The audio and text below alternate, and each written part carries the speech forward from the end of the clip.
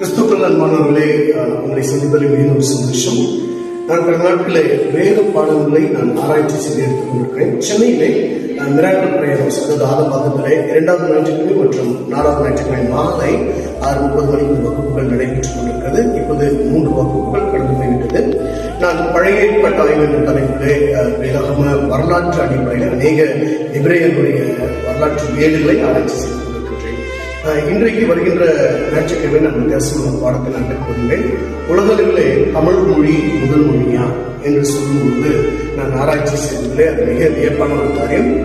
நான் அதை ஆராய்ச்சி செய்ததிலே தமிழ் மொழி முதல் மொழி என்று சொன்னால் வேதாகமத்தின் அடிப்படையிலே அதை எப்படி நாம் உறுதிப்படுத்துவது என்பதை நான் கற்றுத் கொள்கின்றேன். வாருங்கள். அது மாத்திரம் தமிழ் அனைவருக்கு இன்றைக்கு உடன்படிக்கை பெட்டி குறித்து சந்தேகம் இருக்கிறது. உடன்படிக்கை பெட்டி எங்கே இருக்கிறது என்று சொல்லி, எனவே அந்த உடன்படிக்கை பெட்டி குறித்து நான் அநேக ஆராய்ச்சிகள் செய்திருக்கிறேன். அது மட்டும் உங்களுடைய அநேக வரலாற்று ஏடுகளை படித்து விளக்கத்தை தரப்போகின்றேன். வந்து நீங்கள் கற்றுக்கொள்ளுங்கள்.